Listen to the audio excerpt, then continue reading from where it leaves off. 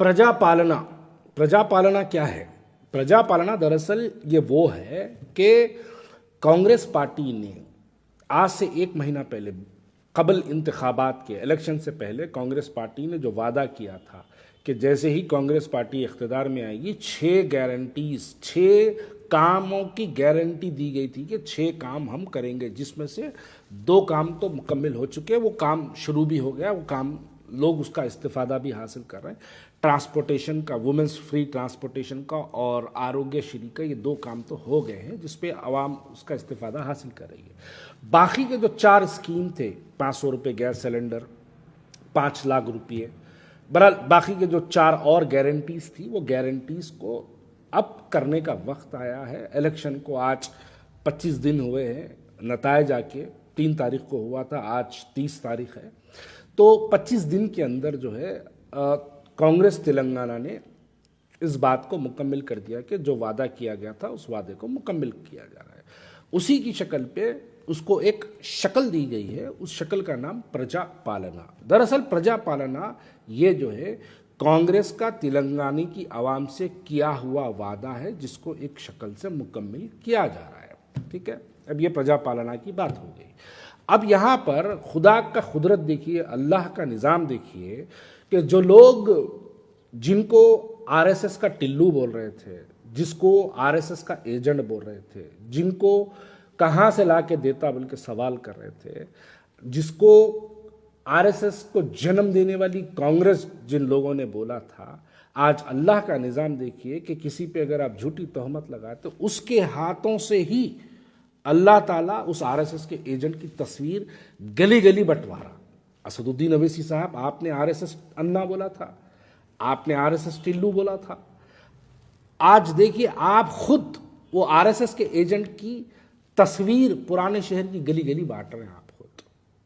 आप खुद आपके वो तमाम हवारी, वो लोग जो आपके तकरीर में जिन लोगों ने आरएसएस के टिल्लू बोलने के बाद जिन लोगों ने वाह वाह के नारे लगाए, जिन लोगों ने असदुद्दीन अवैसी साहब का जिंदाबाद का नारा लगाए, उन लोगों के हाथ से भी आज वो तस्वीरें बट रही हैं। ये किसी पे झूठा इल्ज़ाम लगाने का वजह। एक साहब तो यहाँ तक बोल दिए, कहाँ से लाके देता, जोरू के महर से लाके देता, क्या पूछे थे एक साहब। आज वही साहब उसी की तस्वीर पुराने शहर की गलियों में बांट लेते फिर। तस्वीर से मुराद फॉर्म की बात कर रहा हूँ मैं। उसी की तस्वीर पुराने शहर की जो है गलियों में बांट लेते फिर। किसी पे झूठे इल्ज़ामात नहीं लगाना। खैर ठीक है, चलिए, आवाम का फ़ायदा हो रहा। कांग्रेस पार्टी ने वादा किया था, कांग्रेस पार्टी के वादे के मुताबिक ये काम हो रहा है। लेकिन सबसे हैरत की बात यह है कि जैसे ही प्रजापालना तेलंगाना कांग्रेस स्कीम का ऐलान हुआ, 6 गारंटीज का जो ऐलान हुआ, राशन कार्डों के लिए हजारों और लाखों की तादाद में हमारी माँ और बहनों को सड़कों पर लाइन लगा के खड़ा हुआ देखना पड़ा। अब मैं एक सवाल करूं तो मेरे सवाल को गलत मानेंगे लोग। 65 साल में आज तक हमारी वो माँ और बहनों के राशन कार्ड क्यों नहीं रहे? अगर नहीं है पुराने शहर के हमारी माँ और बहनों के पास, तो इसके जिम्मेदार कौन है? ये राशन कार्डों की और फॉर्मों की गड़बड़ आपको निज़ामबाद, बोधन, करीमनगर, वरंगल, कामारेड्डी से सुनाई नहीं दे रही? अगर आपको ये राशन कार्डों की और ये फॉर्मों की गड़बड़ अगर कहीं से सुनाई दे रही है, तो वो गड़बड़ सिर्फ और सिर्फ मजलिस इत्तेहादुल मुस्लिमीन के 7 हलकों से सुनाई दे रही है। क्या वजह है इसकी? और अगर हमारी माँ और बहनों के पास अगर राशन कार्ड नहीं है, तो ये राशन कार्ड बनाने की जिम्मेदारी किसकी थी? और जिसकी थी वो 65 साल से राशन कार्ड बनाने तक का भी महदूद रहा। यानी वो 65 साल में राशन कार्ड तक नहीं बना के दे सका हमारी माँ और बहनों की बातें, तकरीरें तो आसमान की बुलंदियों तक होती है।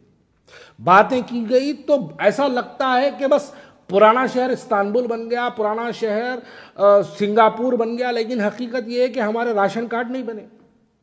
आप देखिए, यही है। अगर राशन कार्ड नहीं बने तो उसकी जिम्मेदारी किस पे फायद होती है? कौन है जो राशन कार्ड नहीं बनाया? अरे आज एक गवर्नमेंट, कांग्रेस पार्टी ने एक खाली स्कीम का ऐलान किया तो हमारी गुर्बत लाइनों में खड़ी नजर आई। खाली एक स्कीम का ऐलान किया कांग्रेस पार्टी की तरफ से, तो राशन कार्ड नहीं है बोल के हमारी माँ और बहनें बहुत परेशान सड़कों पर नजर आई। कौन है इसके भाई? 65 साल में राशन कार्ड आपने क्यों नहीं बनाया? क्यों नहीं बनवाने लगाए आप? फॉर्मों की बिक्री के बारे में बात चल रही है, फॉर्मा बेच रहे हैं। अरे ये फॉर्मा बेचने वाले कौन है? कौन बेच रहे हैं फॉर्म्स? कौन लगा के दिया इनको ठेका? ये तमाम चीजें हैं भाई। राशन कार्ड अगर किसी का ने नहीं है तो इसकी जिम्मेदारी हमारे पे फायद होती है।